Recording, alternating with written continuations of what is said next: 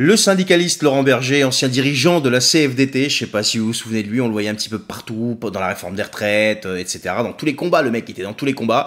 Eh bien, il a décidé, après avoir quitté la CFDT, de rejoindre le groupe Crédit Mutuel. Et donc, à partir du 15 septembre, il va prendre la tête de l'Institut Crédit Mutuel Alliance Fédérale. Alors, ce même Laurent Berger qui prétendait donc défendre les salariés, et qui a d'ailleurs été le premier à se coucher sur la réforme des retraites.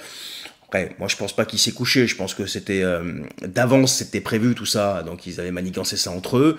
Eh bien, il se rapproche encore plus maintenant des cercles du pouvoir qu'il avait l'habitude de critiquer. Je pense que c'était un rôle qu'il jouait, comme tous les syndicats d'ailleurs. Si les syndicats étaient vraiment porteurs d'avenir et d'espoir pour les salariés, ça se saurait. Peut-être avant il l'était, mais là depuis quelques années, c'est plus du tout le cas. Et donc le Crédit Mutuel a annoncé que Laurent Berger aurait pour mission chez eux de rendre cet institut opérationnel d'ici le printemps 2024. Et avec peut-être un accent sur quoi? La révolution climatique et environnementale.